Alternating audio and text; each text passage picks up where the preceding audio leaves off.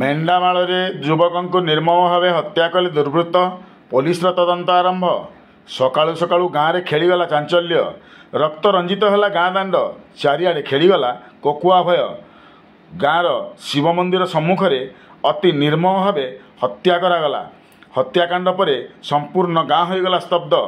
ଭୟରେ ବାହାରକୁ ବାହାରିଲେ ନାହିଁ ଲୋକେ। ନୂଆଖାଇ ପରଦିନ ଥିଲା ଛାଡ଼ଖାଇ। ସମସ୍ତଙ୍କ ମନରେ ଖୁସି ଥିଲା ଟିକିଏ ଆମିଷ ଖାଇବା ପାଇଁ। କିନ୍ତୁ ହଠାତ୍ ଗାଁରେ ଘଟିଗଲା ଛାତିଥରା ଦୃଶ୍ୟ।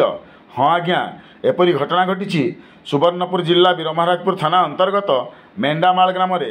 ଗ୍ରାମର ଶିବ ମନ୍ଦିର ସମ୍ମୁଖରେ ବାଗମାରୀ ଗ୍ରାମର ଅଜିତ ଖଣ୍ଡଗିରି ନାମକ ଜଣେ ଯୁବକଙ୍କୁ ଅତି ନିର୍ମମ ଭାବେ ହତ୍ୟା କରିଛନ୍ତି ଦୁର୍ବୃତ୍ତ। ସୂଚନା ଅନୁସାରେ ଅଜିତ ଭାରି ମେଳାପି ଏବଂ ଖୁସି ମିଜାଜର ଜଣେ ମଣିଷ ଥିଲେ। କିନ୍ତୁ ଅବେଳରେ ମଣିଷ ରୂପୀ ନରରାକ୍ଷସଙ୍କ ହାତରେ ଚାଲିଗଲା ତାଙ୍କ ଦୁର୍ଲଭ ଜୀବନ। ତେବେ ଆକ୍ରମଣର କାରଣ ଅସ୍ପଷ୍ଟ ଥିଲେ ମଧ୍ୟ ଚାଲିଗଲା ଅଜିତଙ୍କ ଜୀବନ ଏବଂ ଅନ୍ୟ ଜଣେ ଗୁରୁତର ଅବସ୍ଥାରେ ବୁର୍ଲା ମେଡ଼ିକାଲରେ ଚିକିତ୍ସାଧୀନ ଥିବା ଜଣାପଡ଼ିଛି। ଗୁରୁତର ଜଣକ ଚମ୍ପାମାଲ ଗ୍ରାମର ସୂର୍ଯ୍ୟକାନ୍ତ ପ୍ରଧାନ ବୋଲି ସୂଚନା ମିଳିଛି। ଘଟଣା ପରେ ଖବର ପାଇ ବୀରମହାରାଜପୁର ପୋଲିସ ଘଟଣାସ୍ଥଳରେ ପହଞ୍ଚି ଶବକୁ ଜବତ କରି ବୀରମହାରାଜପୁର ଡାକ୍ତରଖାନାରେ ଭର୍ତ୍ତି କରିବା ପାଇଁ ଆଣିଥିବା ବେଳେ ଡାକ୍ତର ମୃତ ଘୋଷଣା କରିଥିଲେ। ପ୍ରକାଶ ଥାଉ କି ଅଜିତ 2 ବର୍ଷ ତଳେ ବିବାହ କରିଥିଲେ ଏବଂ ତାଙ୍କର ଗୋଟିଏ 1 ବର୍ଷର ପୁଅ ଅଛି। ଅଜିତଙ୍କ ମୃତ୍ୟୁ ପରେ ତାଙ୍କ ସ୍ତ୍ରୀ ଏବଂ ପୁଅ ସମ୍ପୂର୍ଣ୍ଣ ଭାବରେ ବେସାହାରା ହୋଇପଡ଼ିଛନ୍ତି।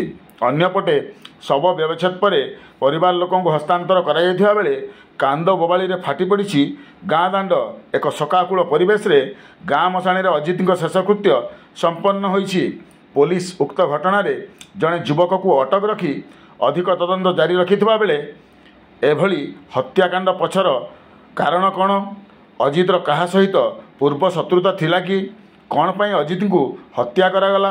ଏମିତି ଅନେକ ପ୍ରଶ୍ନ ପୋଲିସ ସମ୍ମୁଖରେ ଚ୍ୟାଲେଞ୍ଜ ସୃଷ୍ଟି କରିଥିବା ବେଳେ ଖୁବ୍ ଶୀଘ୍ର ଅଜିତ ମୃତ୍ୟୁ ଘଟଣାର ପର୍ଦ୍ଦାଫାଶ ହେବା ନେଇ ପୋଲିସ ପକ୍ଷରୁ ସୂଚନା ମିଳିଛି।